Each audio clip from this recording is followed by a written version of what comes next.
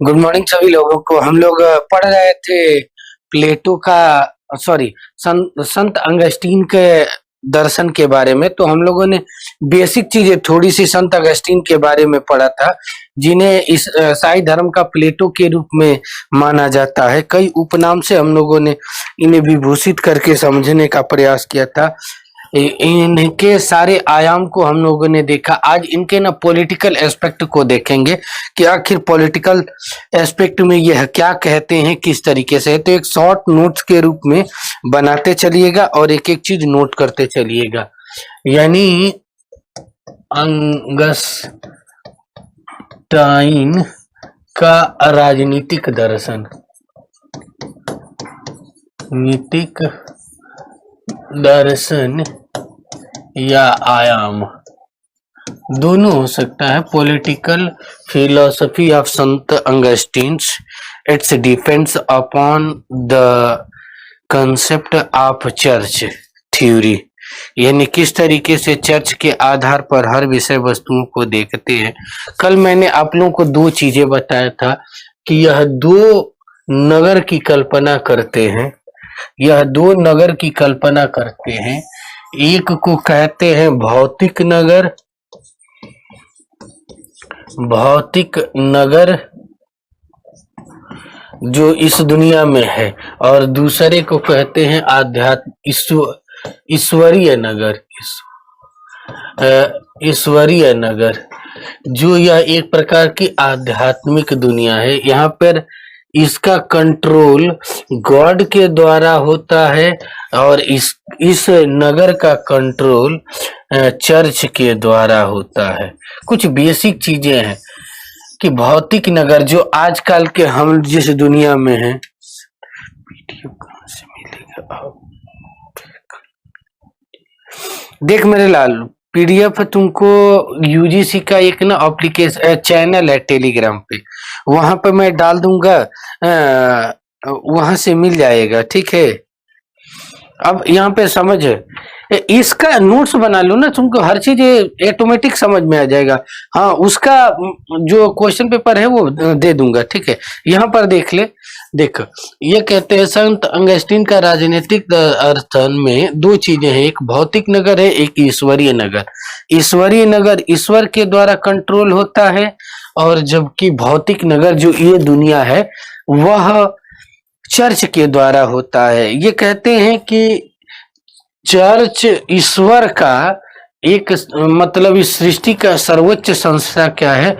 Church है। जो God हर जगह उपस्थित नहीं हो सकते हैं, इसलिए चर्च के माध्यम से संपूर्ण राज्य को रेगुलेट करने का काम करते हैं। ये इनका कंसेप्ट था। अब इसे देखो, कई उपनाम है। ये ईसाई नगर के, ईसाई धर्म के नियमों के अनुसार यह चलेगा। कंट्रोल कौन करेगा? इसको ना ऐसे लिख लेना, नोट्स बना लेना। कंट्रोल कौन करेगा? चर्च करेगा। नियम कौन से लागू होंगे? तो वह ईसाई धर्म के नियम लागू होंगे, ठीक। इसे कंट्रोल कौन करेगा? कंट्रोल कौन करेगा? गॉड करेगा। नियम क्या लागू होंगे?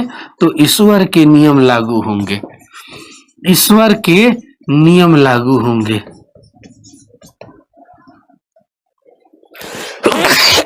सॉरी, ईश्वर के नियम लागू होंगे। कुछ बेसिक चीजें हैं, उसे हम लोग देखेंगे। यहाँ पर देखो, यहाँ पर सब कुछ क्षणभंग, स्थिर कुछ नहीं। स्थिरता, स्थिरता की बात की जाए तो यहाँ सब कुछ क्षणभंगुर है, क्षणभंगुर एवं चंचल है, चंचल है। यहाँ क्या है? स्थिरता देखा जाए, सब कुछ शाश्वत है, शाश्वत है, ठीक है। ये कुछ बेसिक दोनों दुनिया के हैं, इसीलिए ये कहते हैं दो नगरीय कंसेप्ट, अंगस्टीन के दो नगरों का कंसेप्ट है यह, दो सिद्धांतों पर आधारित, ईश्वरीय नगर और भौतिक नगर। कुछ बेसिक चीजें हैं वो भी हम देखेंगे, तो समझने का प्रयास करेंगे यह कि इसका प्रतिनिधित्व चर्च कर इसका गॉड करता है। इसके साथ कुछ देखो, इसमें दो सद्गुण पाए जाते हैं, इसमें दो सद्गुण, ईश्वर ने दो सद्गुण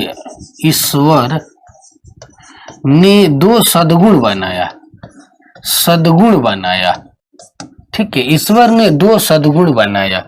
एक को शांति प्रदान करने का दिया, शांति दिया, ये शांति वाला इधर दिया, और इसको न्याय दिया।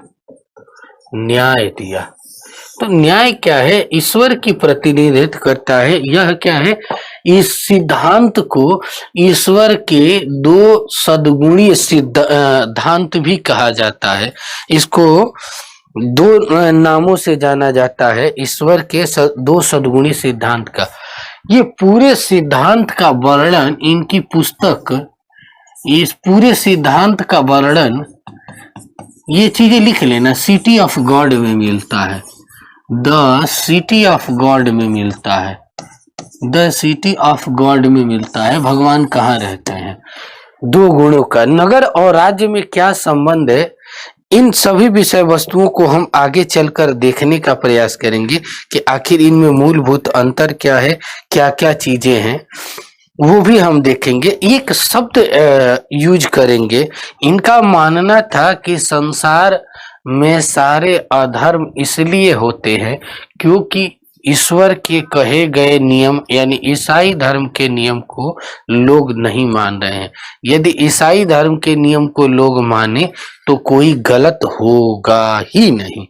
ये इनकी अवधारणाएं थी। अब क्या सही है क्या गलत है, इन चीजों को हम आगे देखेंगे। ये कुछ बेसिक चीजें थी। अब यहाँ पर यह न्याय और शांति को अलग अलग परिभाषित करते हैं। ये बेसिक चीजें समझ में आ गया होगा। अब यहाँ से हम इस चीज को समझेंगे, ईश्वर ने सद्गुण को शांति और इसमें किस तरीके से चर्चित किया। और एक चीज ये कहते हैं कि भौतिक नगर हमेशा इससे यह रेगुलेट होता है। रेगुलेट की बात आती है तो संसार हमेशा ईश्वरीय नगर से भौतिक नगर का रेगुलेशन होता है।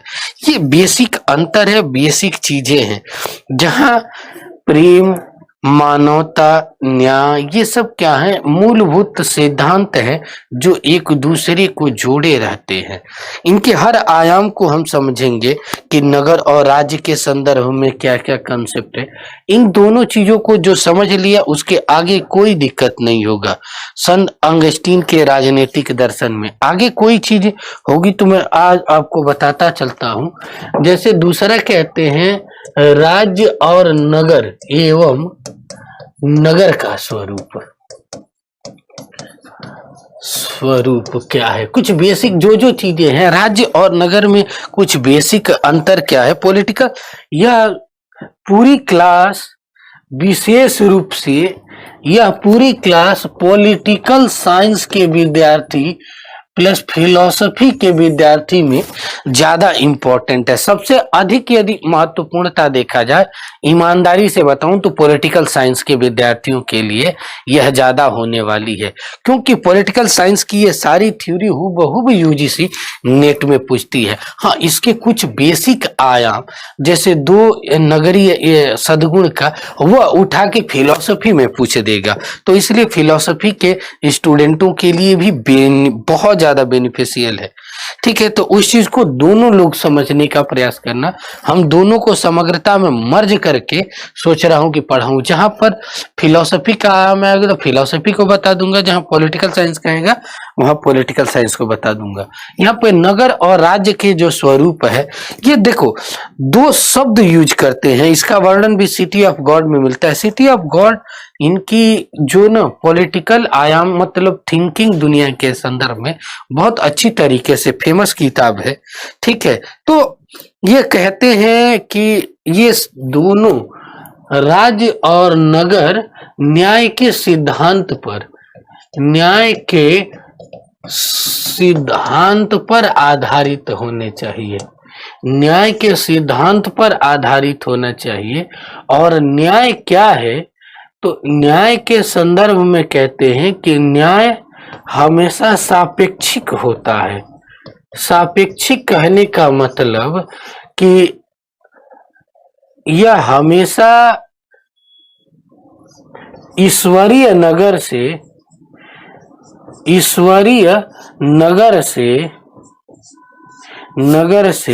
भौतिक नगर की तरफ अग्रसर होता है। इसका डायमेंशन ये है, ठीक है, भौतिक नगर की तरफ अग्रसर होता है। इनकी अब यहाँ पर एक न्याय के लिए शब्द यूज करते हैं, यह अक्सर पूछ देता है रेस PUBLICA, रेस पब्लिका। न्याय के लिए यह एक शब्द यूज करते हैं रेस पब्लिका। इनकी जो न्याय की सिद्धांत है, रूपा देवी गुड मॉर्निंग, सभी लोगों को गुड मॉर्निंग। इनके जो न्याय का सिद्धांत है वह पूरी तरीके से प्लेटो के सिद्धांत का मॉडिफाई रूप है, इसीलिए इन्हें ईसाई धर्म का प्लेटो कहा जाता है। इनको ईसाई धर्म का प्लेटो क्यों कहा जाता है, क्योंकि यह न्याय प्लेटो के न्याय सिद्धांत को ईसाईकरण कर दिए। ये बेसिक चीजें ना लिख लेना चाहिए दोनों विद्यार्थियों को कि इनकी जो न्याय का सिद्धांत है प्लेटो के न्याय सिद्धांत पर आधारित है, इसीलिए इनको ईसाई धर्म का प्लेटो कहा जाता है। ये बेसिक चीजें लिख लीजिए। दूसरी चीजें, इन्होंने प्लेटो के न्याय सिद्धांत का ईसाईकरण कर दिया। जैसे थॉमस एक्विनास ने कहा जाता है कि अरस्तु के दर्शन का पूरी तरीके से ईसाईकरण कर दिए, तो इन्होंने न्याय सिद्धांत का ईसाईकरण कर दिया। तो ये बेसिक चीजें नोट करना चाहिए एक अच्छे विद्यार्थी। अब हर चीजें यहाँ पर नहीं लिखी जा सकती है, तो आप लोगों को ये चीजें लिख लेनी चाहिए। अब क्या चीजें हैं, कहते हैं कि राज्य में न्याय क्या है, तो एक बांधने वाला, सामंजस्य स्थापित करने वाला आवश्यक तत्व है। राज्य में न्याय क्या है, न्याय एक सामंजस्य पूर्णता का आधार है,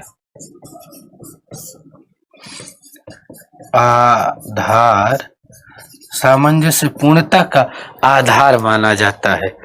क्या है न्याय, क्या है, राज्य में सामंजस्य पूर्णता का आधार है, जो कहते हैं कि ईसाई धर्म के अनुरूप नियमों पर आधारित होकर चलता है। ये बात तो सही कहते हैं, लेकिन आगे एक शब्द जोड़ देते हैं कि राज्य हमेशा धर्म, चर्च की, आपने एक चीज बहुत अच्छे से व्यवस्थित रूप से समझा कि इस दुनिया का जो नियंत्रण करता है वह चर्च करता है, और चर्च का यह कार्य है कि वह धर्मनिरपेक्ष होकर हर नियमों को प्रत्येक व्यक्ति में लागू करे। लेकिन जहां चर्च आ जाएगा, आप यहीं पे इनकी आलोचना होगी, थोड़ी सी समझ ले। चर्च धर्मनिरपेक्ष क्यों होगा, क्योंकि उसके नियम ही ईसाई धर्म के हैं।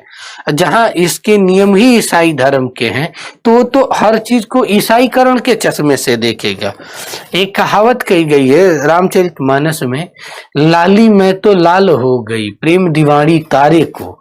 मतलब कहने का मतलब कि जब हम चश्मा लाल रंग का पहनेंगे तो हमें सफेद बादल भी लाल ही दिखाई पड़ेगा। काला चश्मा लगा के हम सफेद नहीं देख सकते हैं। यहाँ से इन्हीं के चेले थे, एंसलम थे, एक्विनास, लोगों ने पूरी धज्जियां उड़ा दिया। तो आधार भी इनकी आलोचना समझ में आई। अब इनका ईश्वरीय नगर के दो सद्गुण का सिद्धांत है। ये बेसिक चीजें हैं। इसी पर आधारित इनका, इसी को स्पष्टीकरण करने के लिए एक इनका सिद्धांत है, इसको समझिए क्या है, देखते हैं। ईश्वरीय नगर पर दो सद्गुण, सद्गुण, ठीक है। ईश्वरीय नगर पर आधारित दो सद्गुण, दो सद्गुण क्या है? तो देखो दो सद्गुण हैं, इसका वर्णन भी, इस सिद्धांत का वर्णन भी city of God, the city of God इनकी किताब में मिलता है। तो बेसिक चीजें देखो, बहुत सी चीजें मैं बोल दूंगा, उसको नोट कर लेना। इसका वर्णन सिटी ऑफ गॉड में मिलता है। और वह दो सद्गुण क्या हैं, तो वो हम देखें। द सिटी ऑफ गॉड, ठीक। इसका न्याय दो है, एक होता है न्याय और दूसरा होता है शांति। अब न्याय का बड़ा सूक्ष्मता से यह वर्णन करते हैं कि न्याय क्या है। न्याय किसे कहते हैं? तो यह कहते हैं कि ईसाई धर्म की व्यवस्था के अनुरूप कर्तव्यों का पालन करते हुए उचित आचरण करना ही न्याय है। फिर से मैं बोल देता हूं, ध्यान से लिखिएगा। ईसाई धर्म का नियमों के अनुरूप आचरण करते हुए कर्तव्यों का पालन करना ही क्या है? न्याय कहलाता है। अब जब ईसाई धर्म के नियमों के अनुरूप करेंगे तो ईसाई धर्म से अलग तो नहीं होगा ना। तो ये कहते हैं कि न्याय के लिए न तो परिवार की आवश्यकता होती है, न राज्य की आवश्यकता होती है। न्याय क्या है? एक प्रकार की ईश्वर की अभिव्यक्ति है, जो ईश्वरीय भाव के आधार पर प्रफुटित होता है, मनुष्य के अंदर उत्पन्न होता है। तो उसको उजागर करना बहुत जरूरी है। जब तक हम उजागर नहीं करेंगे, हमारी आंतरिक अभिव्यक्ति सुधरेगी नहीं। यहाँ पर एक चीज कहते हैं कि न्याय क्या है? एक प्रकार के संपूर्ण समाज को जोड़ने वाला बंधन है। न्याय क्या है? संपूर्ण समाज को एक एक लाइनें हैं, उनको समझना जरूरी है। संपूर्ण समाज को एकत्रित करने वाला,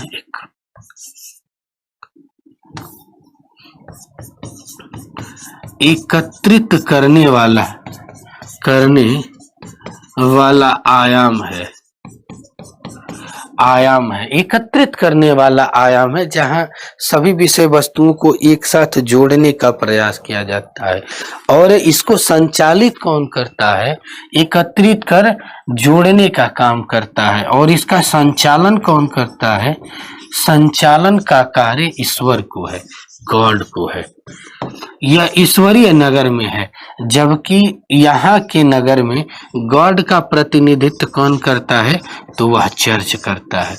अब यहीं से आप समझ गए कि चर्च यदि आदेश देता है कि इनको समाप्त, ये चीजें समाप्त कर दे, तो पूरा का पूरा ईसाई धर्म के लोग समाप्त कर देंगे। गुड मॉर्निंग प्रिंस द्विवेदी, ठीक है। सभी लोग टाइम से आया करें और अपनी अटेंडेंस जरूर लगवाया करें कि कौन कौन लोग हैं, ठीक है। अच्छा लगता है, ठीक। और जो भी डाउट हो, पॉलिटिकल साइंस के विद्यार्थी हो या तब, और चाहे फिलोसफी के विद्यार्थी हो, दोनों का अब पढ़ाना मैंने शुरू किया है। क्योंकि ये थिंकर लगभग 90% थिंकर आप पॉलिटिकल साइंस में भी पढ़ेंगे और यहाँ भी पढ़ेंगे। तो पढ़ लो, पढ़ा सब कुछ है मेरा, इन पे तो पूरा मेरा काम भी है, ठीक है। तो कहीं ना कहीं आप लोगों को बेनिफिशियल होगा। यह कहते क्या है, देखो आप लोग समझे कि क्या है कि इस संपूर्ण भौतिक जगत का संचालन चर्च करता है। और चर्च किससे रेगुलेट होता है? तो गॉड से। यानी चर्च और गॉड के बीच में जोड़ने वाली कड़ी कौन है?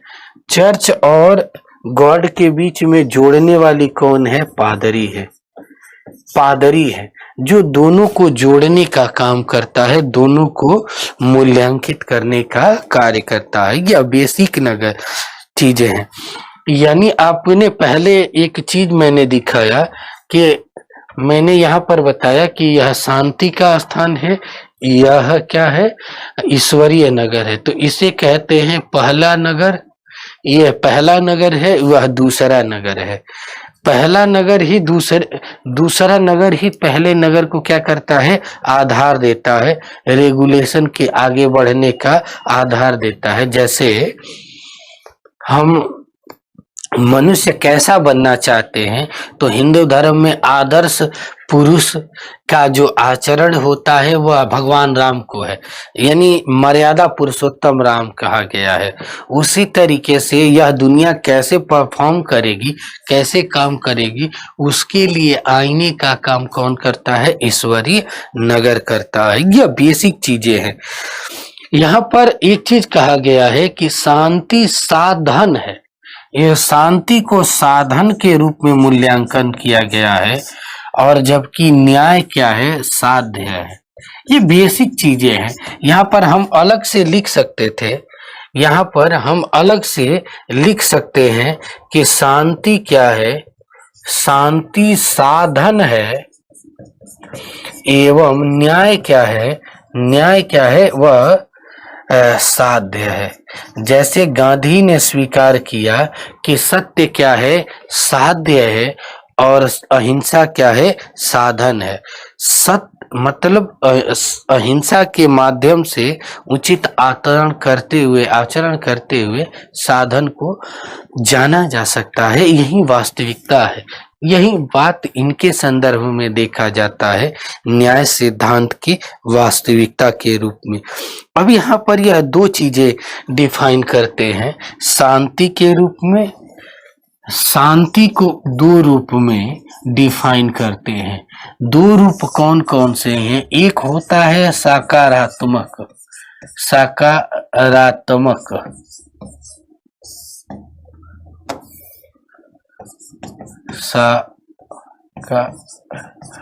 सकारात्मक शांति, और दूसरा होता है नकारात्मक शांति। सकारात्मक शांति क्या है कि यदि यहाँ पर हम एक चीज कर दें, भौतिक दुनिया को ए मान ले और ईश्वरीय दुनिया को बी मान ले, ईश्वरीय दुनिया को, नगर को बी मान ले, तो भौतिक दुनिया, तो हमेशा हम कोई भी चीज इधर से इधर देखते हैं प्राप्त करने की, तो इसे कहते हैं सकारात्मक दुनिया। और जो हम काम करते हैं हम लोग शांति प्राप्त करने के लिए, ये क्या है, नकारात्मक शांति। तो सकारात्मक शांति क्या होती है, जो ईश्वरीय नगर में, ईश्वरीय नगर के आलोक पर आधारित हो, उसे कहते हैं सकारात्मक शांति, और जो भौतिक नगर में संचालित हो उसे नकारात्मक शांति कहते हैं। इसी सिद्धांत को कहा जाता है ईश्वरीय सद्गुण का सिद्धांत। इन्हीं दोनों सिद्धांत, इसी सिद्धांत को कहा जाता है ईश्वरीय सद्गुण का सिद्धांत, सद्गुण का सिद्धांत। एक एक ना लाइन लिखते चलिएगा, एक एक यह फैक्ट है, जहां से फैक्ट यदि लिखे रहेंगे तो क्वेश्चन आएगा, तो आसानी से आप मेंटेन कर लेंगे। कभी भी नोट्स ऐसे बनाइए A4 साइज के पेपर पर। फायदा ये होता है कि भविष्य में कुछ UGC नेट का क्वेश्चन सॉल्व कर रहे हैं, उस समय कुछ नई लाइनें मिली तो यहाँ खाली जगह है, आराम से लिख सकते हैं। तो इससे बेनिफिट होता है पढ़ने पढ़ाने सब में। ठीक है, अच्छी आदतें हमेशा सीखनी चाहिए, और लास्ट में यदि बन जाता है तो इसे पंचिंग करवा दीजिए, काम खत्म। ठीक है, तो ये सारी चीजें हैं, हमेशा इन चीजों को सीखना चाहिए, अच्छी चीजें। ठीक है, अब देखिए इसमें किसी को कोई भी प्रॉब्लम हो तो पूछे, मैं बता देता हूं। अभी मैंने पढ़ाया था कि ईश्वरीय सद्गुण का सिद्धांत, राज्य और नगर के स्वरूप में राज्य और शांति क्या क्या चीजें हैं, हम इन विषय वस्तुओं पर वार्तालाप किए। यदि इन चीजों में किसी भी भ्राता बंधु को किसी भी प्रकार का समस्या हो तो जरूर बताएं, नहीं तो मैं इनका एक नेक्स्ट सिद्धांत है राज्य का सिद्धांत।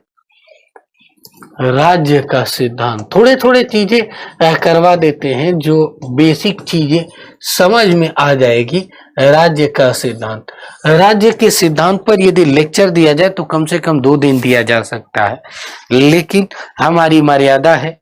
हम अपनी मर्यादा में रहकर ही एक उचित व्यवस्था के तहत ही हम शॉर्ट में हर फैक्ट को पढ़ लें। जो एग्जाम ओरिएंटेड हो तो हमारा काम हो जाएगा। तो हम एक एक शॉर्ट नोट खुद बनाए हैं। देखिए ये शॉर्ट नोट ही है और उसी को हम कोशिश करेंगे, कम से कम 6 किताब का मिश्रण है, ठीक है। और उसी फैक्ट को हम आपको लिखवाते चल रहे हैं। आप भी बखूबी एक एक चीज लिख लीजिए। क्वेश्चन आएगा तो 99%, 100% मैं नहीं बोल सकता हूँ, 99% आपको चांस रहेगा कि उसे कर जाएंगे, ठीक है। फेंकने वाली चीजें नहीं है। राज्य की जो अवधारणा है, राज्य का पहला जो सिद्धांत है वह ईसाई धर्म के नियम के अनुसार चलेगा। ईसाई धर्म के नियम के अनुसार चलेगा, नियम के अनुसार चलेगा, अनुसार। और इसको आदेश कहां से प्राप्त होगा? आदेश मतलब सुप्रीम कोर्ट कौन होगा जो राज्य को चलाए? तो वो होगा चर्च।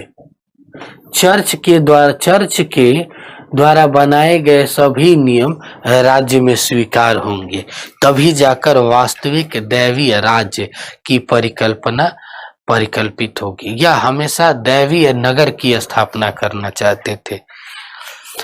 यह किसका मॉडल है? यह मॉडल किसका है? दैवीय नगर के सिद्धांत का, दैवीय नगर के सिद्धांत का मॉडल है।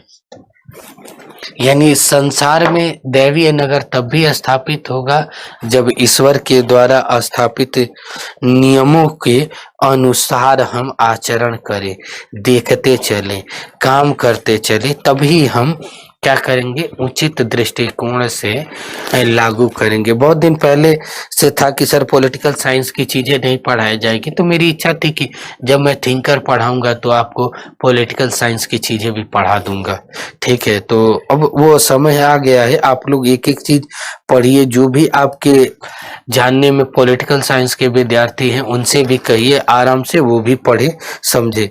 ईसाई धर्म के नियम के अनुरूप मानी जाती है। ईसाई धर्म का नियम ही न्याय की वास्तविक प्रासंगिकता को आधारित करता है। यानी न्याय किसे होगा? तो ईसाई धर्म की व्यवस्था, ईसाई धर्म के जो नियम नियमावली हैं उसके अनुरूप आप आचरण करेंगे तो समाज में वास्तविक क्या होगा? न्याय होगा, अन्यथा वह न्याय नहीं होगा। इन चीजों को लिखते चलना चाहिए। ये और कहते हैं कि सांसारिक शांति अपने आप में साध्य नहीं है। सांसारिक जो शांति मिलती है ये अपने आप में नहीं है, यह ईश्वरीय नगर की शांति से संचालित होती है। ये जो मैं वर्ड बोल रहा हूँ प्लीज नोट डाउन करना। हर चीज नोट करूं, बोलते जाऊंगा तो समय ज्यादा लगेगा और कम समय में ज्यादा पढ़ना है, तो आपको बेसिक चीजों पर फटाफट नोट करते चलना है। नहीं तो पता चलेगा ना कि कम समय है कम और पढ़ाना मेरे को ज्यादा है, ठीक है। तो यही है कि जो बेसिक चीजें निकले आप नोट कर लीजिएगा। एक अच्छे बच्चे के जैसे क्लास में टीचर बोलते हैं आप लोग नोट करते हैं, मैं भी उसी तरीके से डिक्टेट कर रहा हूं, आप लोग नोट करते चलिएगा। राज्य उत्पत्ति, अब देखिए ये कहते क्या है कि राज्य की उत्पत्ति ईश्वर ने किया है, ईश्वर ने किया है। जो बेसिक इंपॉर्टेंट महत्वपूर्ण है, जो समझाने वाली चीजें होंगी उसको मैं ब्लैक बोर्ड पे लिख कर समझा दूंगा, और जो एक एक फैक्चुअल चीजें होंगी जो समझाने लायक नहीं होगी, जो हाँ इंपॉर्टेंट होगी उसको बोल दूंगा, आप लोग नोट कर लीजिएगा, ठीक है। राज्य की उत्पत्ति ईश्वर ने किया है तथा, ठीक है, यहाँ पर कहते हैं राज्य स्वयं ईश्वर का प्रतिनिधित्व करता है। राज्य क्या करता है? स्वयं ईश्वर का प्रतिनिधित्व करता है। राज्य स्वयं ईश्वर का प्रतिनिधित्व करता है, ईश्वर प्रतिनिधित्व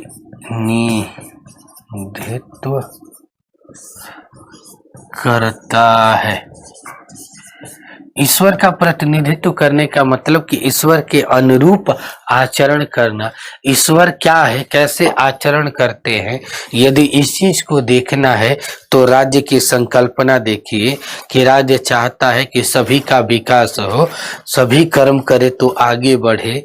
तो यही क्या है, ईश्वर भी इसी तरीके से वह चाहता है कि मेरे सारे लोग एक जैसे हैं, जो कर्म करे वो आगे बढ़े और सभी में समानता आए, सभी में शांति हो, कोई लूट मार न करे, अच्छे से रहे। यह एक बेस्ट राज्य का मॉडल है और यह मॉडल ही इनके सिद्धांत में दिया जाता है। तो इन दोनों आयामों को आपने समझा कि किस तरीके से यह राज्य को और इससे तुलना करके समझाते हैं राज्य और ईश्वर की क्या क्या खासियत होती है।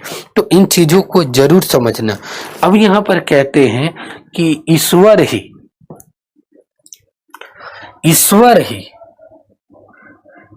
ही क्या करता है, ईश्वर ही सभी के बीच में न्याय करता है।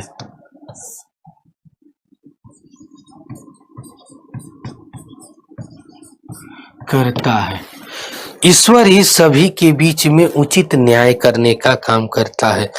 वही ठीक है, राज्य कैसे आगे बढ़ेगा, इस भाव को ईश्वर की देवीय मान्यता के आधार पर आधारित मानते हैं। अंगस्टीन मानते हैं कि यह दैवीय कृपा है, ईश्वर की कृपा है कि राज्य को किस डायरेक्शन में ले जाए, हम कुछ नहीं कर सकते हैं। यह हमारे भारतीय वैदिक परंपरा की चीजों में भी माना गया है कि संपूर्ण संसार ईश्वर के इशारे पर चलता है। तो कहीं ना कहीं हम एक चीज देखते हैं,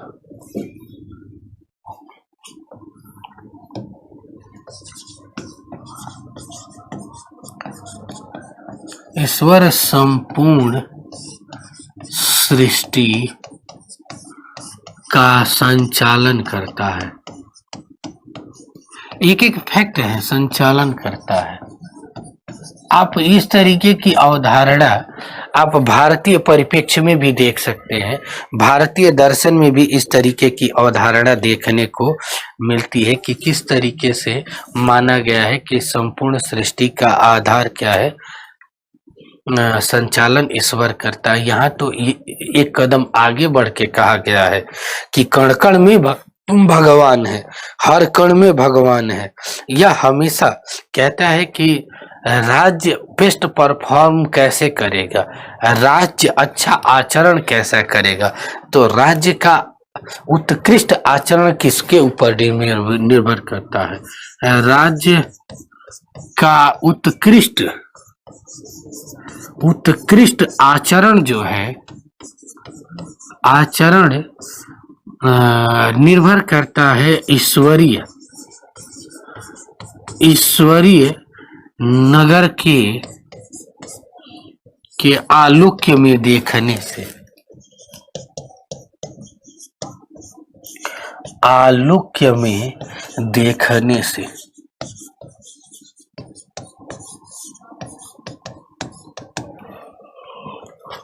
यदि हम जैसे कुछ करना चाहते हैं तो हम किसको देखते हैं, हमेशा एक बेस्ट व्यक्ति को देखते हैं और उसके अनुरूप हम क्या करते हैं, काम करते हैं।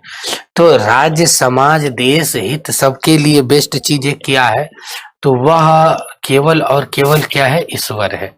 ठीक है, ईश्वर ही उसका सब कुछ संचालन करता है। तो उसके अनुरूप कार्य करना ही जीवन का वास्तविक उद्देश्य होता है। वीडियो को लाइक और शेयर करते चले। यह चीजें कहना ज्यादा उचित नहीं लगता है, आपकी भी प्राथमिक जिम्मेदारी बनती है कि वीडियो को लाइक शेयर करते चले।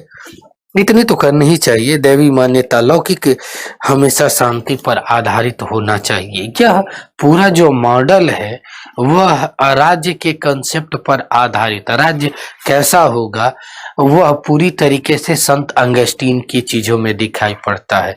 तो अभी आप लोगों ने ये चीजें समझा कि राज्य का स्वरूप कैसे होगा, वह किस तरीके से कार्य करेगा और किस तरीके से आचरण करेगा। नेक्स्ट चीजें हैं जो हम पढ़ेंगे। राज्य के सिद्धांत में किसी भी भ्राता बंधु को कोई भी समस्या हो तो वह अब पूछ सकता है। एक ना टीचिंग का करने पढ़ने का एक तरीका होता है, ठीक है, पूछने का तरीका भी होता है कि यदि कोई टीचर टॉपिक पढ़ा रहा है तो आप पहले टॉपिक को उसको एक एक करके पढ़ते चले।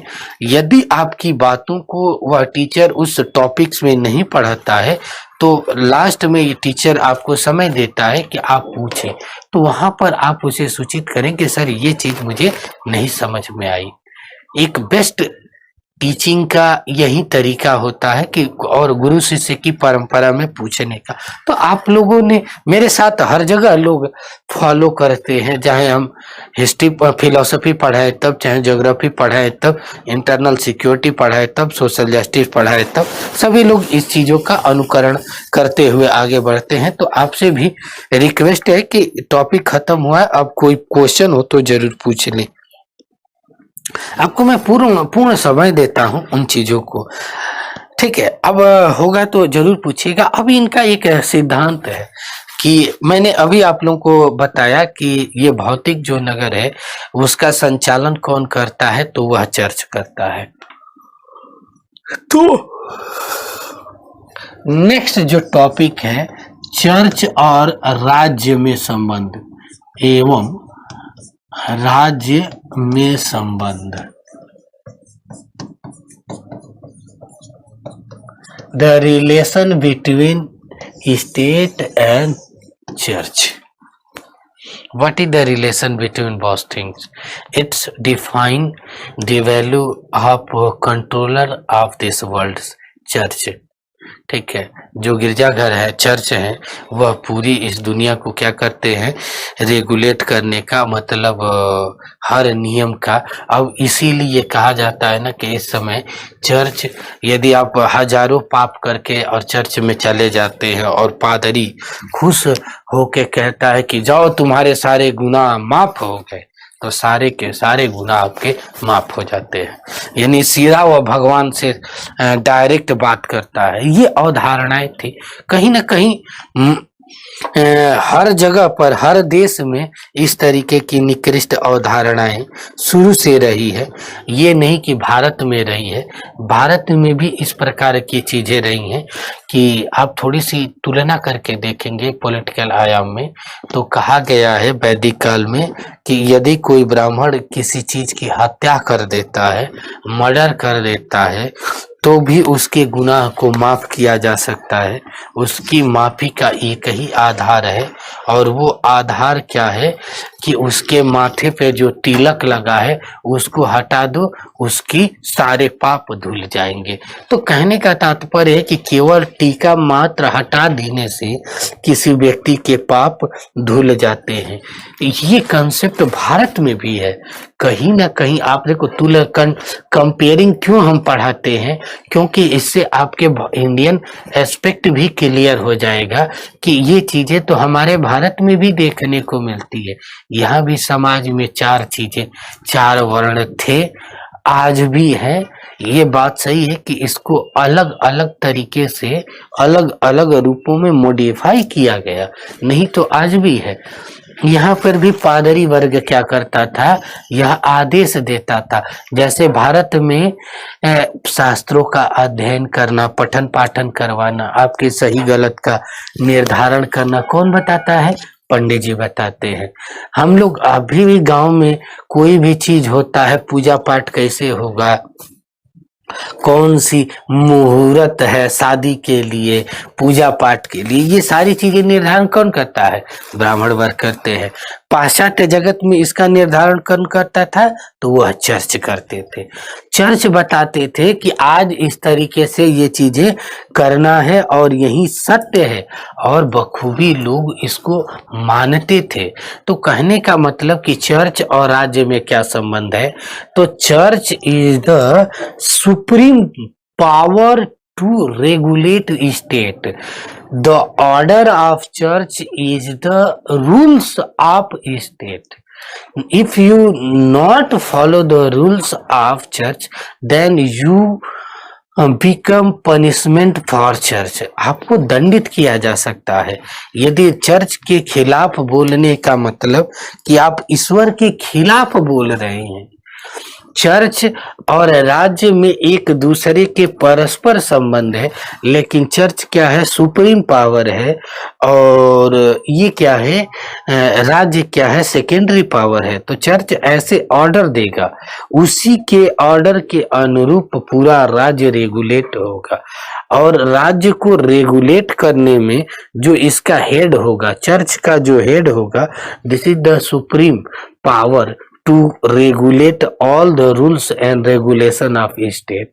कानून जो लॉ है, लॉ क्या होता है कि पादरी के बनाए हुए नियम के अनुरूप ही लॉ बनते हैं। तो कहीं ना कहीं अब राजा है राज्य में, वो भी कुछ नहीं कर सकता है, जैसे पावर ये बोलेगा उसी के अनुरूप आपको कार्य करना है।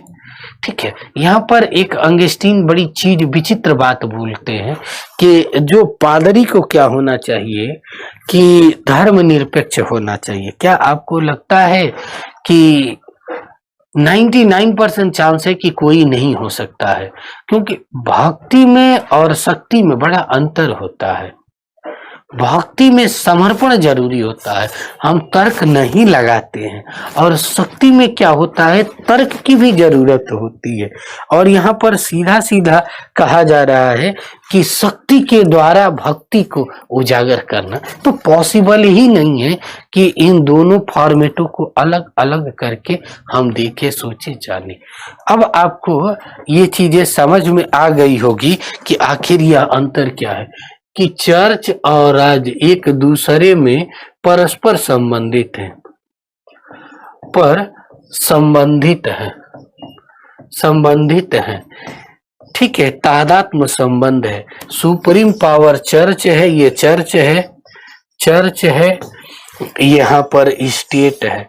जैसे जैसे नियम लागू होंगे उसी के अनुसार रेगुलेट करेगा। यहाँ पर लॉ क्या होगा, कानून क्या होगा? तो इसके हेड के द्वारा दिए गए ऑर्डर ही क्या होंगे? लॉ होंगे। तो यह बेसिक चीजें हैं, इन चीजों को समझना बहुत जरूरी है। जितना अच्छे तरीके से इन चीजों को समझेंगे, राज्य और परस्पर चीजों को अच्छी तरीके से समझेंगे। अब यहाँ पर एक बात और कह रहा है कि राज्य को, अब देखो यहाँ पर बड़ी विचित्र बात कह रहा है कि राज्य को कभी भी, यहाँ पर समझ लिख लो, राज्य को कभी भी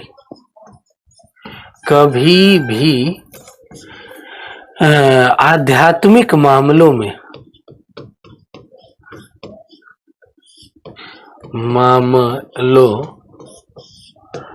हस्तक्षेप नहीं करना चाहिए।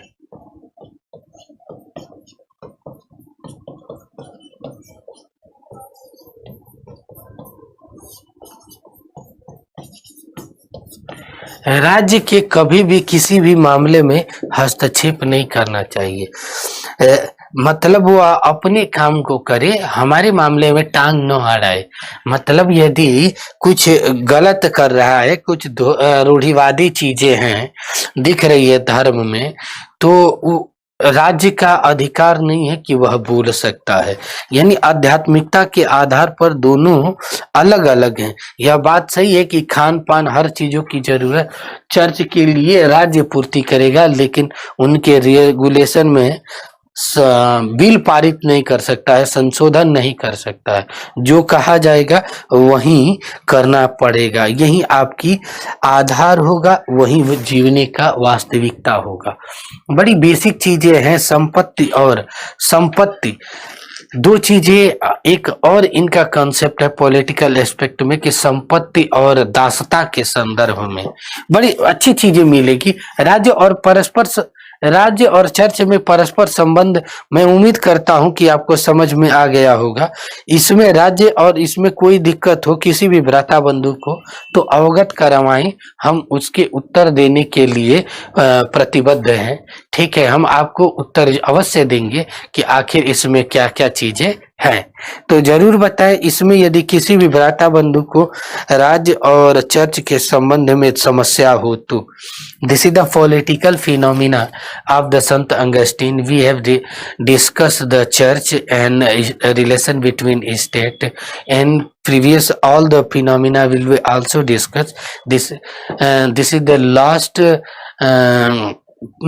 principle about what is your संपत्ति, स्लेवरी कैसी होनी चाहिए, स्लेवरी कैसे की क्या होती है। ठीक है, संपत्ति आपकी जो पूंजी होती है कैपिटल, वो किस तरीके से क्या अधिकार है, इन चीजों को लास्ट बताते हैं।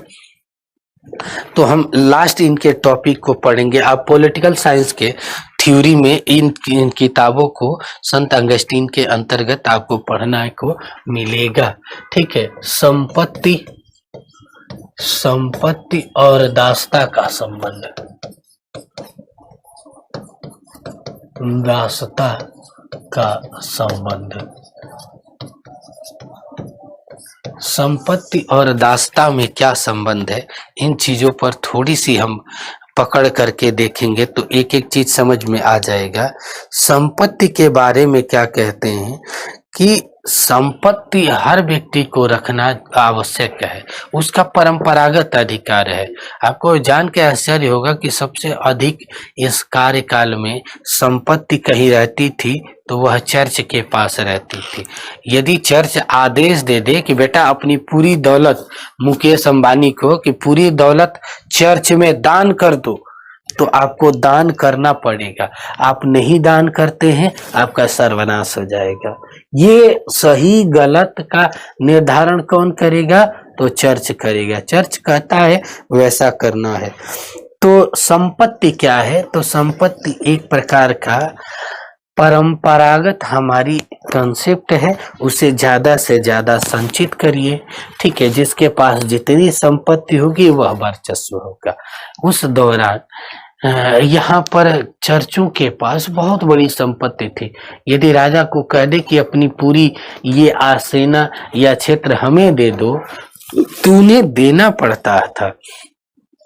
यह उनका मूलभूत अधिकार था। दासता के बारे में बड़ा अच्छा, कुछ चीजें मुझे भी अच्छी लगी तो कुछ बुरी लगी। यह दासता को स्वीकार करते हैं कि दास प्रथा होनी चाहिए, लेकिन वो आधार कैसा देते हैं, वो चीजें कि ये आधार हमेशा भगवान और भक्त का होना चाहिए। संबंध हमेशा भगवान और भक्त के बीच में होना चाहिए। जैसे भगवान भक्त के हर चीजों को देख रेख करता है, उसी तरीके से भक्त का भी कर्तव्य होता है कि भगवान के प्रति समर्पित रहे। इसीलिए कहते हैं कि जन्म से ही सभी लोग दास है, और दासता में सर्वोच्च कौन है? तो वह ईश्वर है।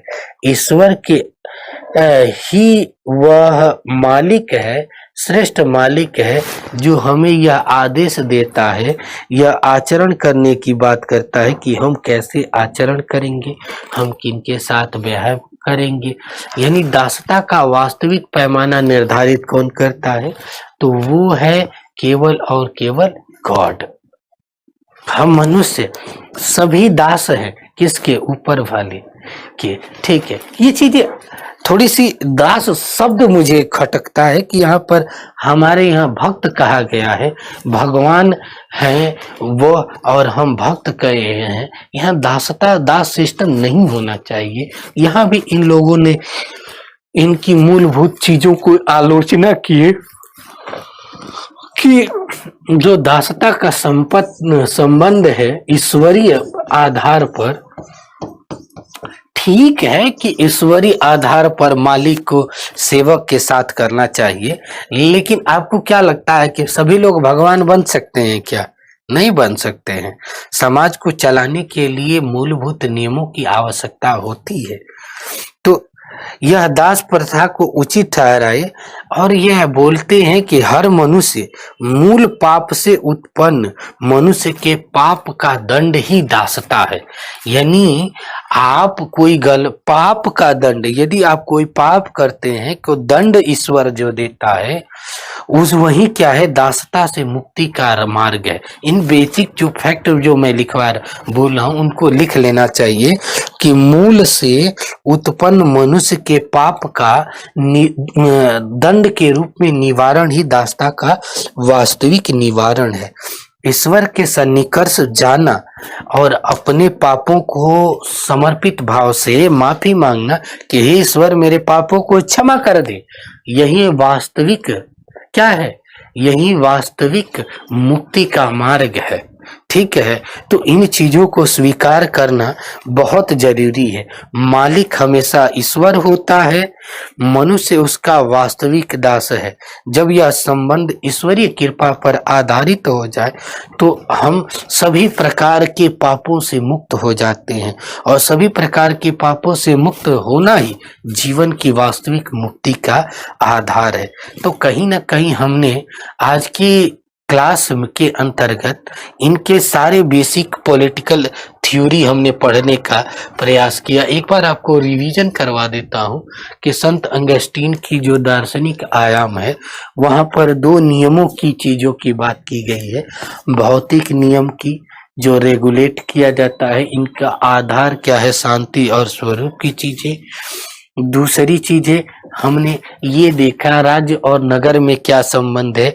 यह न्याय के संदर्भ में एक शब्द का यूज करते हैं रेस पब्लिका। ये क्यों, किस आधार पर है? जो न्याय होता है हमेशा भौतिक नगर के, ईश्वरीय नगर और भौतिक नगर के सापेक्षिक होता है। ठीक, उसके बाद हमने ईश्वरीय नगर में दो सद्गुण पढ़ा, सिटी ऑफ गॉड के आधार पर आधारित है। इन विषय वस्तुओं को समझने का प्रयास किया कि क्या क्या चीजें हैं, ठीक, और इनकी खासियत क्या थी। उसके बाद शांति क्या है, न्याय क्या है, हम इन विषय वस्तुओं पर चर्चा किया कि न्याय भी दो प्रकार का होता है, सापेक्षिक और निरपेक्षिक। सापेक्षिक न्याय भौतिक दुनिया के लिए है और निरपेक्षिक न्याय ईश्वरीय दुनिया के लिए है। यहाँ पर शांति भी देखा, सकारात्मक जो शांति है ईश्वरीय नगर के लिए लागू होती है, नकारात्मक जो शांति है यह भौतिक दुनिया के लिए लागू होती है। शांति हमेशा इस रूप में चलती है। इन चीजों को हमने लोगों ने पढ़ने का प्रयास किया और जानने का, समझने का प्रयास किया कि यह क्या क्या चीजें हैं। ठीक है, उसके बाद हमने राज्य का सिद्धांत देखा कि राज्य का सिद्धांत क्या है और किस तरीके से कार्य करता है। ठीक, इसके बाद हम लोगों ने ईश्वरीय संबंधों के बारे में, चर्च और राज्य के संबंध के बारे में पढ़े। ठीक, उसके बाद संपत्ति और दासता के बारे में पढ़े। कहीं ना कहीं कहने का तात्पर्य यही है कि हम लोगों ने ओवरऑल इसके सारे आयाम को सूक्ष्मता से एक एक करके देखने का प्रयास किए। तो आज की कक्षा यहीं पर संपन्न होगी। यदि किसी भी भ्राता बंधु को पॉलिटिकल थ्योरी से संबंधित कोई भी इनसे डाउट हो, प्रश्न हो, तो ऑफलाइन कमेंट में आप जरूर कमेंट कर दीजिएगा। मैं देखने के बाद आपको आंसर जरूर कल की क्लास में करूंगा। ठीक है, वीडियो को लाइक करें, शेयर करें ज्यादा से ज्यादा। कोई भी अच्छी लगती है क्लास तो आप ऑफलाइन भी कमेंट में दे सकते हैं कि नहीं मुझे हर चीज़ें समझ में आती है। यदि आपको कोई सुझाव देना है मेरे पढ़ाई को लेकर, मेरे पढ़ाने के तरीके में, तो आप अवश्य वहाँ पर कमेंट करके बताएँ कि सर इस चीज़ को ऐसे करिए, बेस्ट होगा। आई एक्सेप्ट इट, दिल से एक्सेप्ट करूँगा। तो आज की क्लास यहीं तक रहेगी। आप सभी लोगों को बहुत-बहुत धन्यवाद। Thank you so much.